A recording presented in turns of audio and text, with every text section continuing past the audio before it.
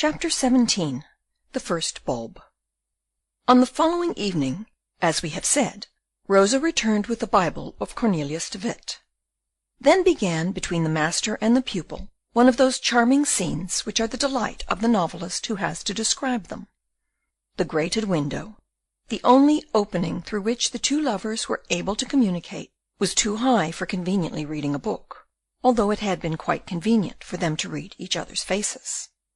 Rosa, therefore, had to press the open book against the grating edgewise, holding above it, in her right hand, the lamp. But Cornelius hit upon the lucky idea of fixing it to the bars, so as to afford her a little rest. Rosa was then enabled to follow with her finger the letters and syllables, which she was to spell for Cornelius, who, with a straw, pointed out the letters to his attentive pupil through the holes of the grating.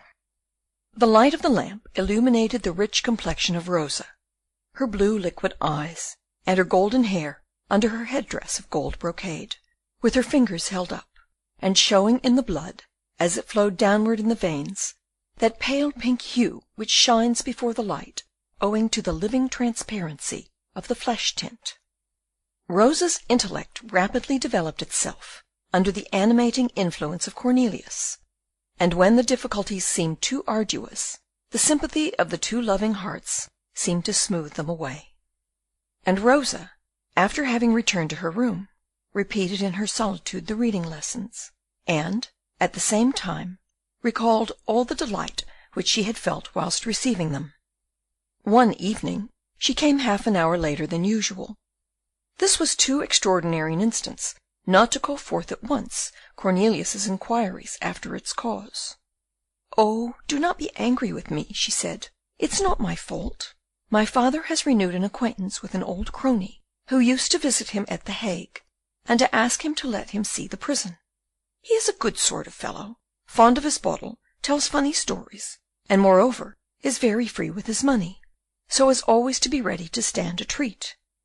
"You don't know anything further of him?" asked Cornelius, surprised. "No," she answered. "It's only for about a fortnight that my father has taken such a fancy to this friend, who is so assiduous in visiting him." "Ah, so," said Cornelius, shaking his head uneasily, as every new incident seemed to him to forebode some catastrophe. "Very likely some spy, one of those who are sent into jails to watch both prisoners and their keepers." "I don't believe that," said Rosa, smiling. "If that worthy person is spying after anyone, it is certainly not after my father." "After whom, then?" "Me, for instance." "You?" "Why not?" said Rosa, smiling. "Ah, that's true," Cornelius observed with a sigh. "You will not always have suitors in vain. This man may become your husband." "I don't say anything to the contrary." "What cause have you to entertain such a happy prospect?" "Rather say, this fear, Mynheer Cornelius." "Thank you, Rosa, you are right. Well, I will say then, this fear. I have only this reason. Tell me, I am anxious to hear. This man came several times before to the Buitenhof, at the Hague. I remember now, it was just about the time when you were confined there. When I left, he left too. When I came here, he came after me. At the Hague, his pretext was that he wanted to see you."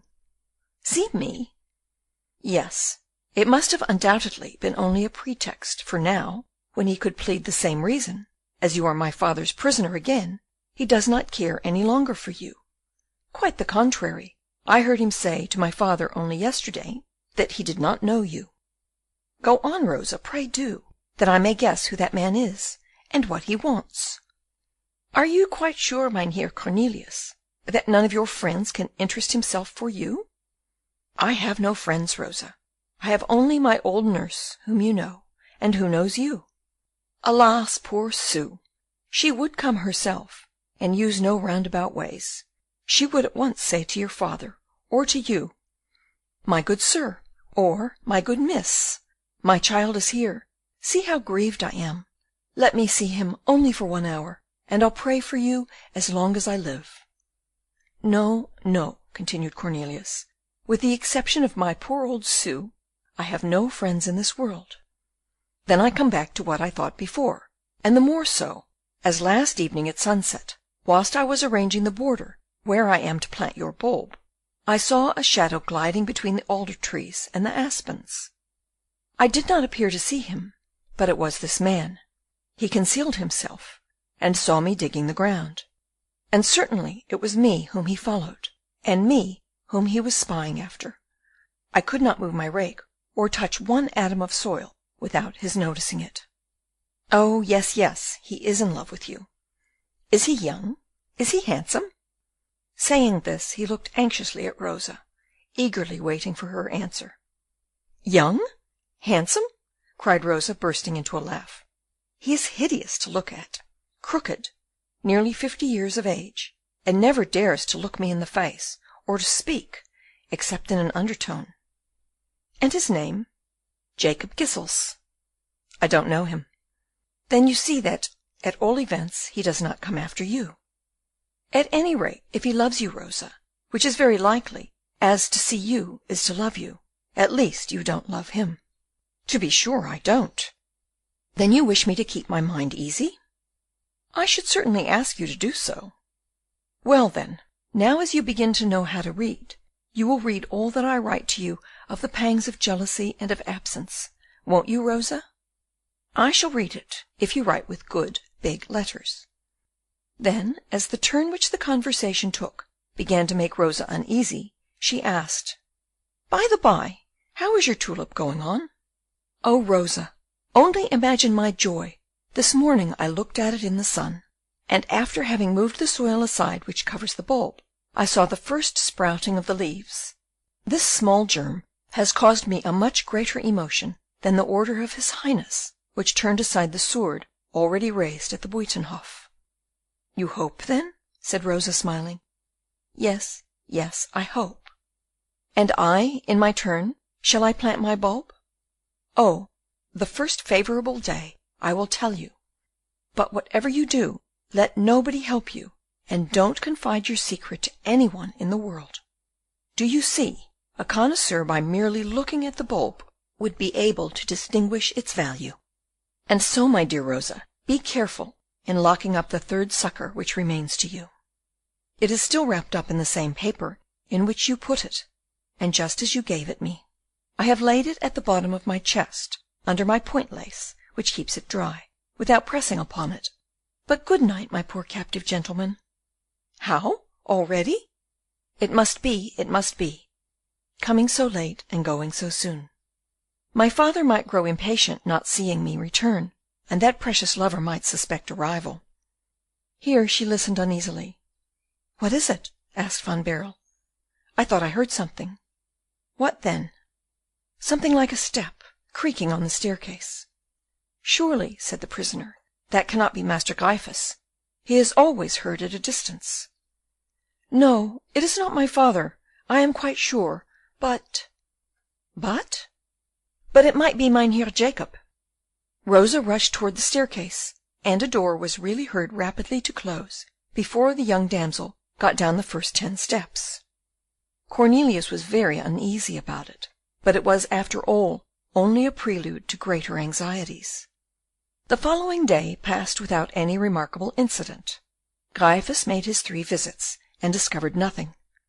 He never came at the same hours, as he hoped thus to discover the secrets of the prisoner.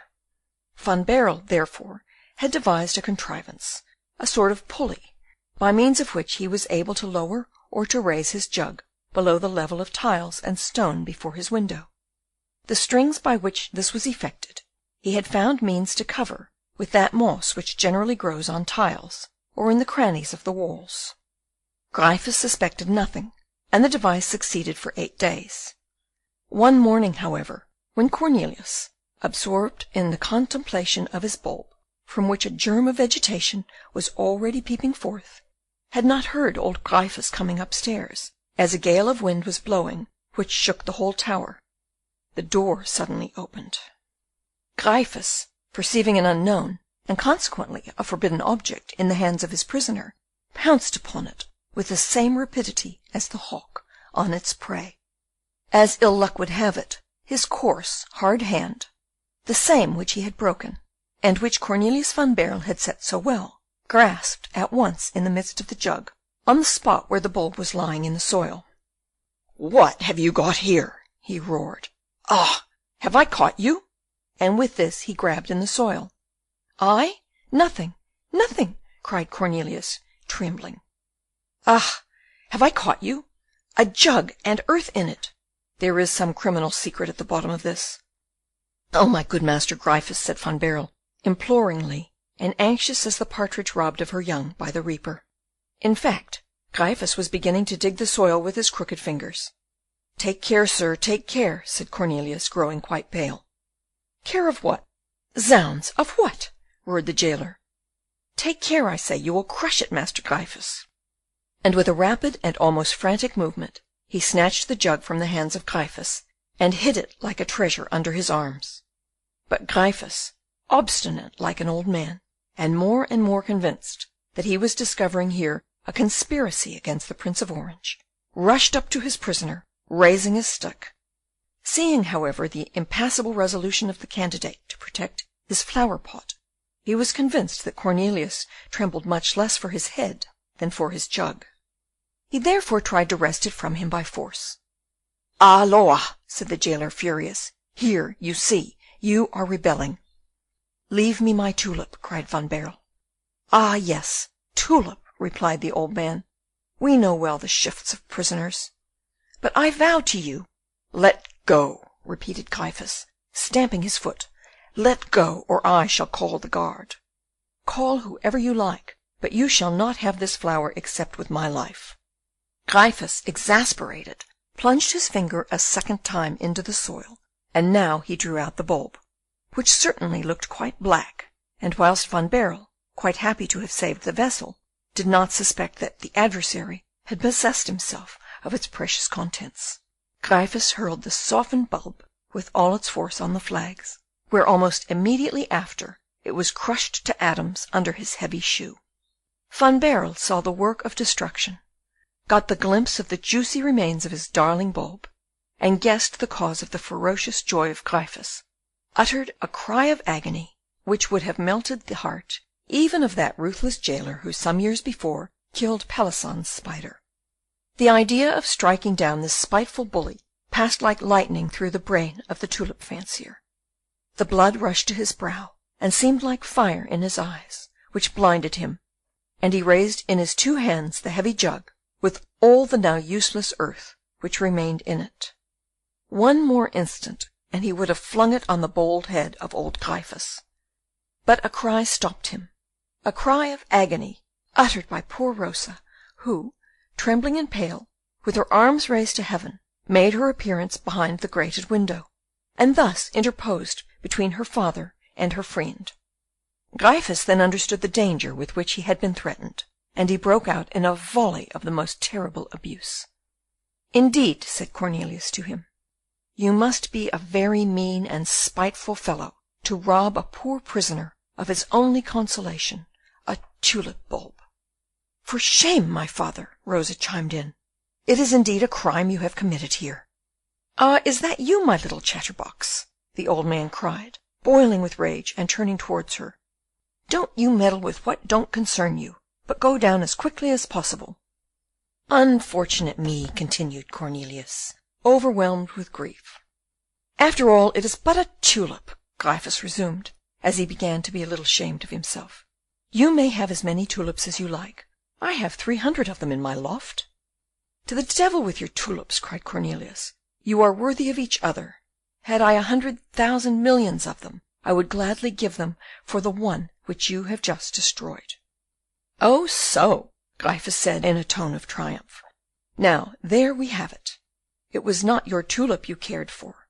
There was in that false bulb some witchcraft, perhaps some means of correspondence with conspirators against his Highness, who has granted you your life.